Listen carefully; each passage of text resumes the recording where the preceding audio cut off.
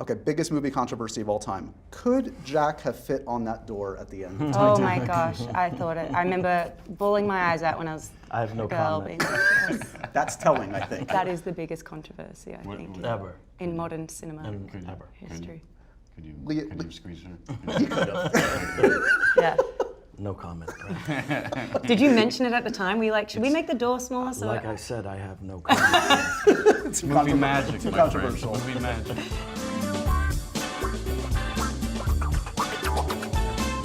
This movie is amazing. It's you've probably heard this before, but it is definitely a love letter to movies, movie going, movie making, the unsung heroes that make movies. Television, LA. There's a lot there. But what I really want to do with you guys is, because I feel like all four of us are big movie fans, is let's revel in our love of movies for a second, okay?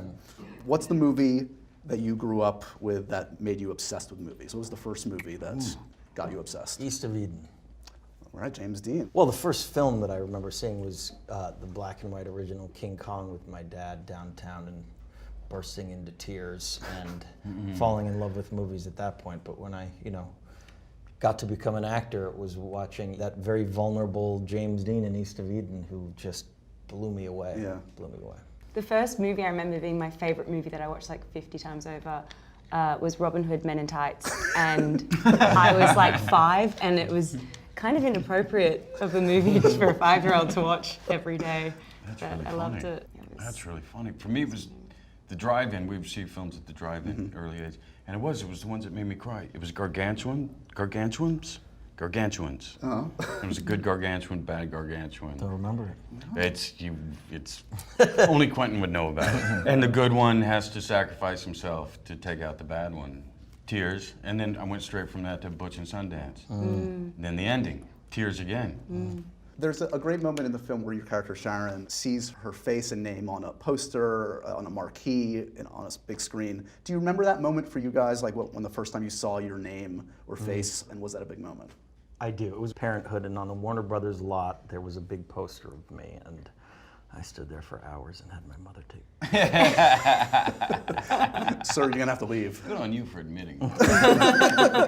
There was a poster of Pan Am in Times Square, and I remember like I had just gotten to America, and now I'm in Times Square, and I'm like 30 feet high up there, and it was so. And I remember asking someone to take a picture of me.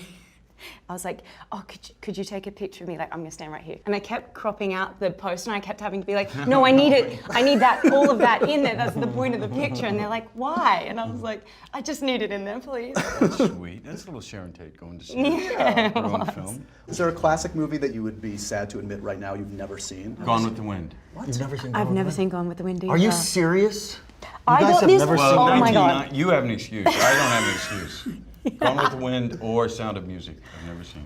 I have I never figured- seen Sound of Music. I figure you've seen it? I've never seen Like 1,000 times. I remember when we did Wolf of Wall Street, you would get angry at me all the time. Every time I'd mention any movie I hadn't seen, he'd be like, how have you not seen Citizen Kane? How can you work in this industry and not have seen Citizen Kane? I'm like, I just got here to this industry. Like, you've had no time to watch this stuff. And then I went home and I'd go watch Citizen Kane and watch all the movies. He's like, you have to see this, you I have to see figure this. I've gone this long.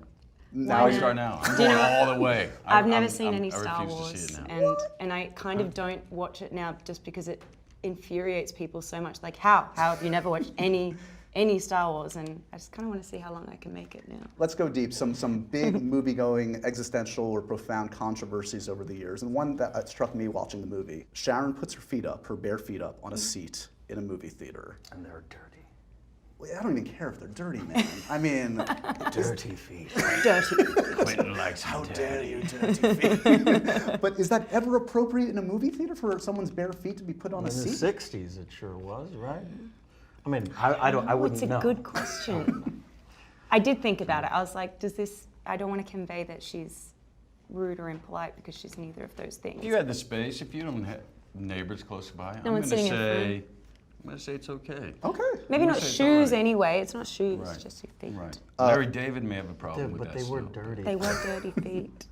A couple other important movie discussions, perennial movie arguments. True or false? Floyd from True Romance, the greatest stoner character of all time. Absolutely true. Really? Thank you. Absolutely Thank you. true. That's very 1,000%. Get cleaning Because there's been products. some good ones. Condescend Don't me, Condescend motherfucker. me. No, thank you. Condescend me, motherfucker. Godfather 1. Written by Quentin Tarantino. Of course. My favorite movie of all time. True Romance, the great Tony Scott. Really? I Amazing. walked down the aisle to right? the True Romance musical. Come on. What? Oh, that's good. Yeah. Comic book movies. I was saying to Margo earlier, there is a connection in that Margo's next film, or upcoming film, was Birds of Prey, which was shot under the title, correct me if I'm wrong, Fox Force 5. You guys Correct. know what Fox Force 5 is? Do you remember? No. Fox Force 5, you tell, Margo. Guys, in Pulp Fiction, when Uma and John Travolta are having their $5 milkshake, she's explaining the pilot that which I think in real life Uma had done. I think that dialogue was based off the fact that That she had done a pilot she like had done that. a pilot like that, and then he turned it into dialogue, and then she talks about Fox Force 5, and it's like a whole scene. But in our movie, there's 5 prominent good. women, and like everything, we always throw a reference to like, oh, Tarantino moments that we pray to like inject into the film. So it felt fitting. And then also I asked Quentin, I was like, would you mind if we used the working title Fox Force 5? And he was like, he thought it was really funny. Does it have a little bit of that anarchic, subversive Tarantino spirit? Birds I of Prey? mean, yes, the spirit's definitely there, yeah. Leo on this group is the only one that's eluded comic book movies. You've done your time as Vanisher. Congratulations. Thank Your role you. was amazing in Deadpool Thank 2. you.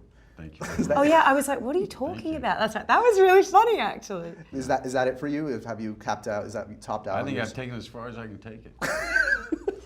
It's kind of mic drop. That was a good scene. Ryan Reynolds came up with a part that I could fill.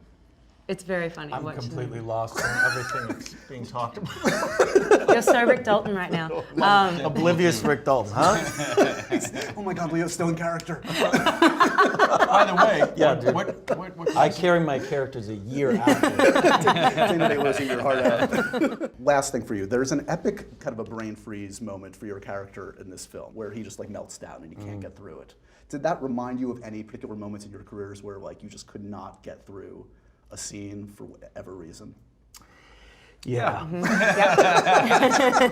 Yeah. A few of them come to mind. Definitely. So many good. I think we've all had those experiences, and they're the worst. They're the nightmare of going to school in your underwear, but Yeah. the real live version of it. And you just can't get out of your own You head. got It 100 just- people Yeah. on set, Yes. and everyone wants to move on to the next or go home. You have a co-star who's already done theirs and done it well, Yeah. and they're waiting on you. I once had to do a scene where I had to be speaking Lingala, and there was also like stunt stuff happening at the same time, so it was really crucial, and I just couldn't speak. I couldn't I was like, and I've practiced this for so many months, and I cannot get my mouth around this language right now, and I kept messing it up. And It it was usually has to do with being mortifying. incredibly exhaused. I remember Yeah. doing on The Aviator, I had a massive dialogue sequence, and then I just had 2 lines the next day. That was my whole day, and I couldn't, literally couldn't say those words. And poor Scorsese was just sitting there waiting like 40 takes later, like, oh my God, I could not say these 2 lines. Did it make the movie? It did.